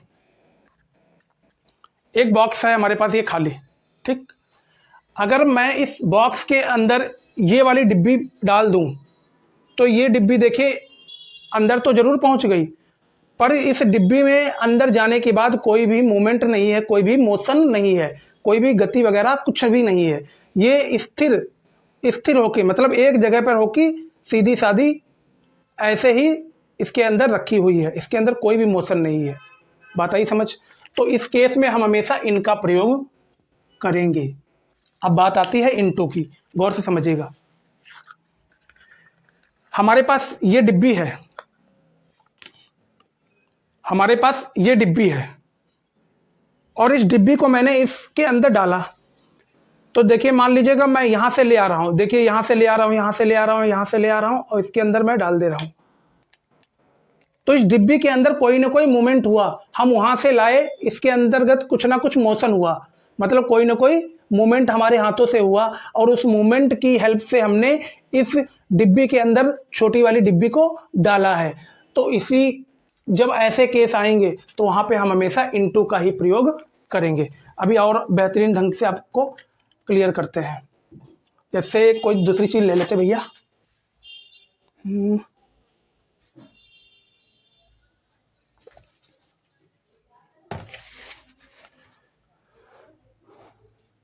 देखिए गौर से, ये हमारे पास बॉटल है, ये एक हमारे पास ये पेन है, इस पेन को हम यहाँ से ले जा रहे हैं। देखिए जब यहाँ से ले जा रहे हैं तो कोई ना कोई मूवमेंट हमारा हो रहा। जब इस पेन को हम इसके अंदर डाल देंगे तो देखिए जैसे ही ये पेन गया है तो इसके अंदर कुछ ना कुछ मूवमेंट है, इस पेन के अंदर कुछ ना कुछ मूवमेंट है। तो इस केस में हम हमेशा इनटू का प्रयोग करेंगे, इस केस में हमेशा इनटू का प्रयोग करेंगे। तो ये चीज़ आपको क्लियर हो चुकी होगी। इनका प्रयोग हम वहाँ पे करते हैं जब कोई वस्तु किसी दूसरी वस्तु के अंदर पहुँच जाती है और वो स्थिर हो जाती है, तो वहाँ पे इनका प्रयोग करते हैं। इनटू का प्रयोग कहाँ करते हैं? जब एक वस्तु किसी दूसरी वस्तु के अंदर जाने के बाद भी उसमें मोमेंट रहता है, तो वहाँ पे हम इनटू का प्रयोग करते हैं। तो ये चीज़ भी आपको क्लियर हो गई होगी।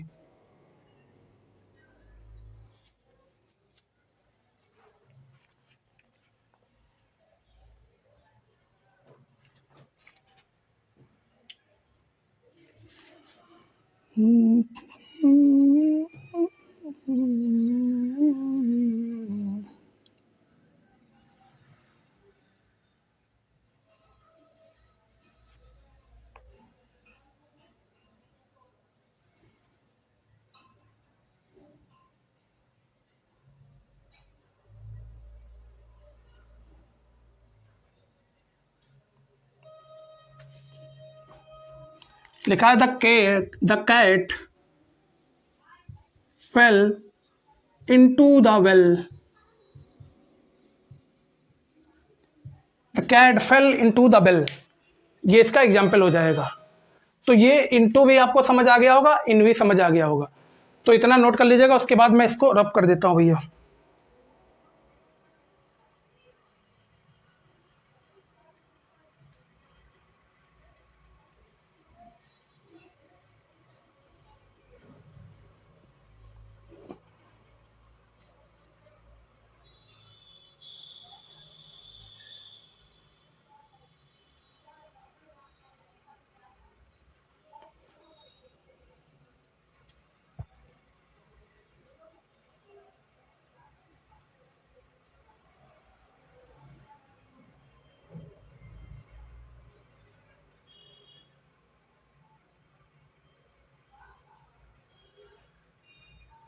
फिर आता है हमारा आफ्टर का प्रयोग। किसका प्रयोग? आफ्टर का प्रयोग।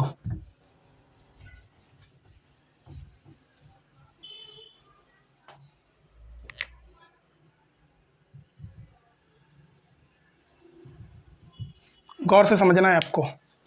आफ्टर का प्रयोग हम ऐसी जगह पे करते हैं जब कोई एक वस्तु किसी दूसरी वस्तु के पीछे चल रही हो।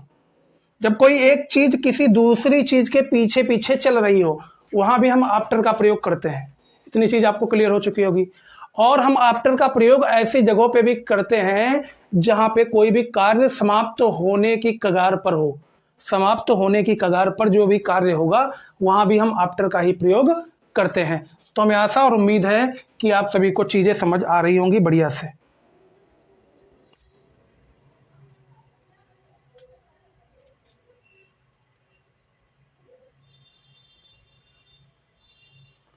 The dog ran after the thief. The dog ran after the thief.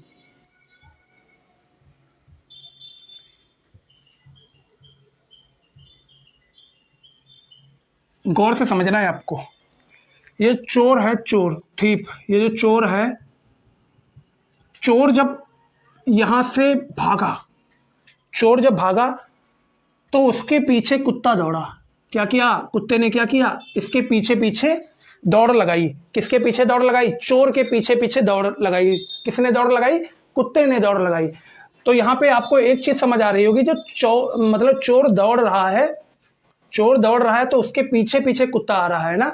जब कोई चीज पीछे पीछे आ रही होगी तो वहां पे हम आफ्टर का प्रयोग करते हैं। तो ये चीज आपको समझ आ गई होगी।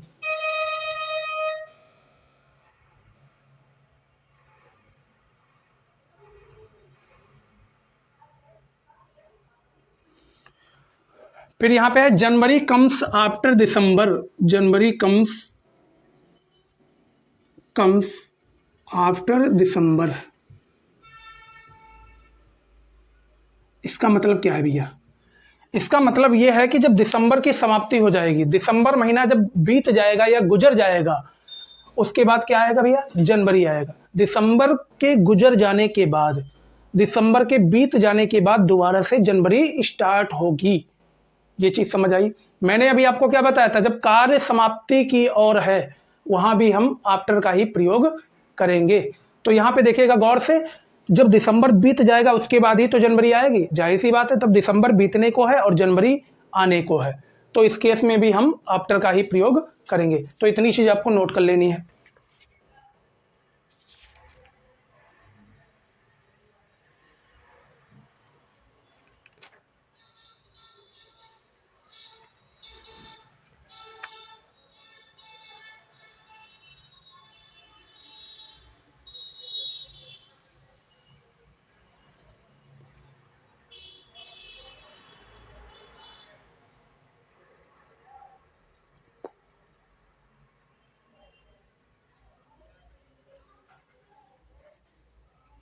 फिर आता है हमारा बिफोर और इन फ्रंट ऑफ। बिफोर और इन फ्रंट ऑफ।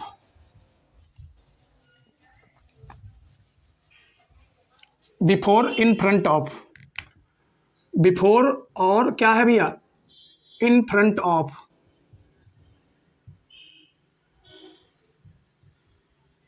तो याद रखिएगा बिफोर का हम प्रयोग कहाँ करते हैं, जीवित प्राणियों के लिए करते हैं।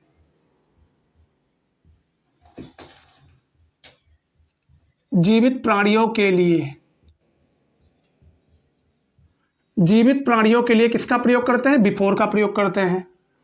और निर्जीव वस्तु के लिए किसका करते हैं, निर्जीव का मतलब जिसमें जान ना हो, निर्जीव वस्तु के लिए हम किसका प्रयोग करते हैं, निर्जीव वस्तु के लिए हम किसका प्रयोग करते हैं, इन फ्रंट ऑफ का प्रयोग करते हैं। जीवित प्राणियों के लिए हम किसका प्रयोग करते हैं, बिफोर का प्रयोग करते हैं। और इन फ्रंट ऑफ का प्रयोग हम निर्जीव वस्तुओं के लिए करते हैं। निर्जीव का मतलब जिसमें जान ना हो, ऐसी वस्तुएं जो निर्जीव हों उनके लिए हम इन फ्रंट ऑफ का प्रयोग करते हैं, और बिफोर का प्रयोग हम जीवित प्राणियों के लिए ही करते हैं। ये चीज आपको नोट कर लेनी है।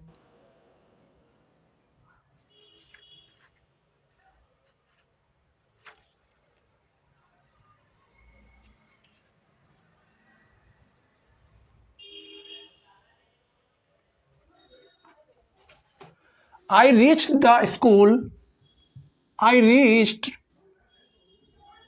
the school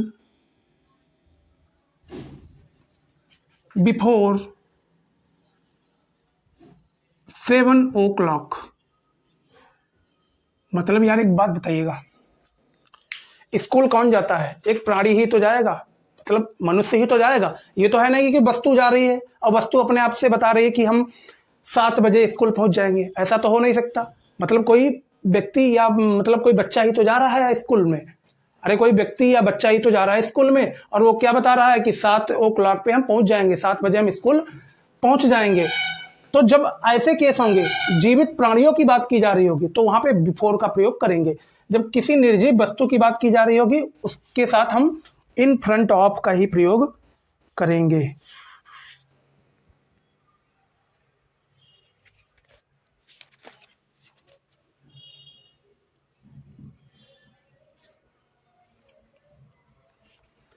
There is a garden. There is a garden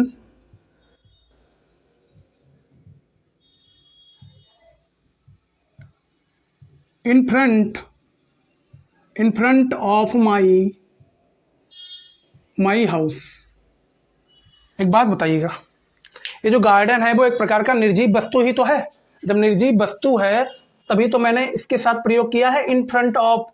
in front of किसके लिए करते हैं, निर्जीव वस्तु के लिए जिसमें जान ना हो। तो ये चीजें आपको बढ़िया से क्लियर हो रही होंगी, हमें आशा और उम्मीद है।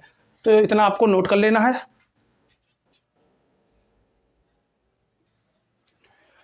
तो अब हमारा अगला जो वर्ड आता है वो आता है बिहाइंड। गौर से समझिएगा, बिहाइंड का प्रयोग कहां पे होता है, बिहाइंड।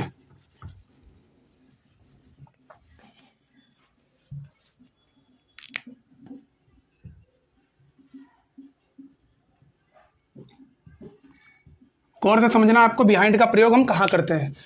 तो बिहाइंड का प्रयोग हम कुछ इस तरह करते हैं दोस्त, जैसे मान लीजिएगा कोई एक व्यक्ति जा रहा है, जा नहीं रहा है, एक व्यक्ति खड़ा है, उस व्यक्ति के पीछे एक दूसरा व्यक्ति खड़ा है और उन दोनों व्यक्तियों के अंतर्गत उन दोनों व्यक्तियों में कोई भी मूवमेंट नहीं है, उन दोनों व्यक्तियों में कोई भी मोशन नहीं है। ये दोनों व्यक्ति अपनी जगह पे स्टेबल हैं, अपनी जगह पे स्थिर हों, ये दोनों व्यक्ति अपनी जगह पर स्थिर हैं।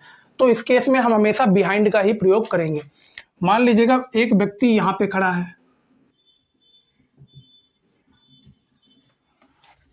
और हाँ, और दूसरा व्यक्ति इसके पीछे खड़ा है, ये पीछे खड़ा है,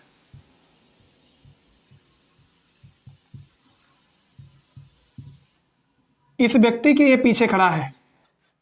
या तो ऐसे समझिएगा आप, ये हमारे पास बॉटल है, ये बॉटल हमारी आगे है, इस बॉटल देखिए, ये भी बॉटल में कोई भी मोशन नहीं है, ये भी बॉटल हमारी स्टेबल है, स्थिर है। और ये जो मार्कर है, ये मार्कर जो है, ये वाला मार्कर, ये मार्कर इस बॉटल के पीछे है और इस मार्कर में भी कोई भी मूवमेंट या कोई भी मोशन नहीं है, ये अपनी जगह पे स्थिर है, पीछे जरूर है पर स्थिर हैं। जब स्थिर होंगे तो इस केस में हम हमेशा बिहाइंड का ही प्रयोग करेंगे। ये चीज़ आपको नोट कर लेनी है। क्या कर लेनी है? ये चीज़ आपको क्या कर लेनी है भैया? नोट कर लेनी है। ये चीज़ क्या करनी है आपको? नोट कर लेनी है। ये चीज़ आपको नोट कर लेनी है। मतलब पीछे होनी चाहिए पर उसमें कोई भी मोशन या गति नहीं होनी चाहिए, मतलब वो अपनी जगह पे स्टेबल या स्थिर होनी चाहिए। My house is behind the post office. My house is behind the post office. Post office आपको नोट कर लेना है। ये चीज आपको नोट कर लेना है जल्दी से।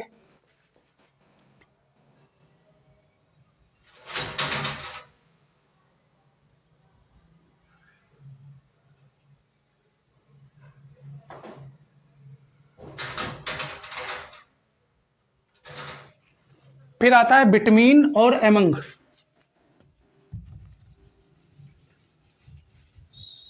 बिटवीन और एमंग,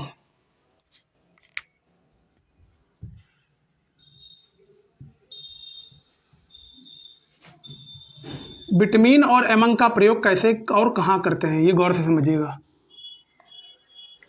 बिटवीन का प्रयोग हम ऐसी जगहों पे करते हैं जब कोई दो व्यक्ति हों, कोई दो व्यक्ति के बीच की बात अगर की जा रही है, कोई दो व्यक्ति के बीच की बात अगर की जा रही है तो वहां पे हम बिटवीन का प्रयोग करेंगे। इतनी बात आ गई आपको समझ? जब दो या दो से ज्यादा व्यक्तियों के बीच की बात की जा रही होगी वहां पे हम एमंग का प्रयोग करेंगे। जब एक जगह पे कई सारे व्यक्ति हैं, जब एक जगह पे कई सारे व्यक्ति हैं और उन व्यक्तियों में से किसी एक की बात की जा रही है तो वहां पे एमंग का प्रयोग करेंगे। और बिटवीन का प्रयोग हम किसी दो व्यक्तियों के बीच की जब बात हो रही होगी तो वहां पे हम बिटवीन का प्रयोग करेंगे। तो ये चीज आपको क्लियर हो गई होगी। मान लीजिएगा एक लड़का ये है, एक लड़का ये है, इन दोनों के बीच की अगर बात हो रही है तो बिटवीन का प्रयोग करेंगे। और एमंग का प्रयोग गौर से देखिएगा। एक लड़का ये, एक ये, एक ये, एक ये और एक ये। अब यहाँ पे गौर से देखिएगा कि यहाँ पे कई सारे लड़के हो गए। जब यहाँ पे कई सारे, दो या दो से ज़्यादा यहाँ पे लड़के हो गए हैं तब यहाँ पे हम हमेशा एमंग का ही प्रयोग करेंगे। अगर हमें किसी भी लड़के के बारे में बात करनी है या किसी भी बीच के बारे में बात करनी है तो यहाँ पे हम हमेशा एमंग का ही प्रयोग करेंगे, क्योंकि यहाँ पे दो या दो से ज़्यादा लड़के हो चुके हैं। तो ये चीज़ भी आपको क्लियर हो चुकी होगी, यहाँ पे क्लियर हो चुकी होगी भैया।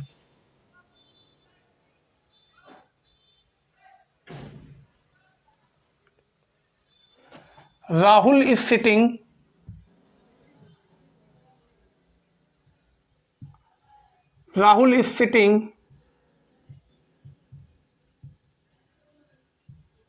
Between Govind and Hari. जो राहुल है वो दो लोगों के बीच में बैठा है। किसके बीच में बैठा है? गोविंद और हरि के बीच में बैठा है। जब ऐसे केस होंगे वहां पे हमेशा बिटवीन का प्रयोग करेंगे। तो ये चीज आपको क्लियर हो चुकी होगी बढ़िया से।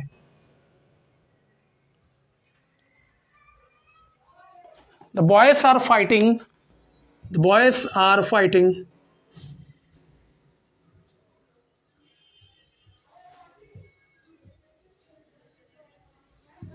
among themselves।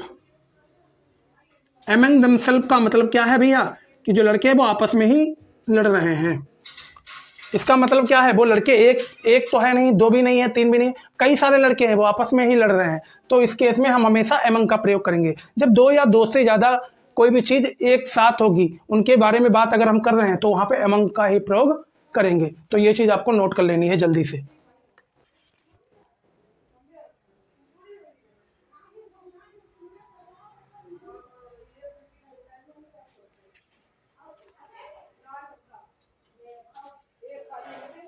तो ये चीज आपको बढ़िया से लाजवाब तरीके से क्लियर हो चुकी होगी।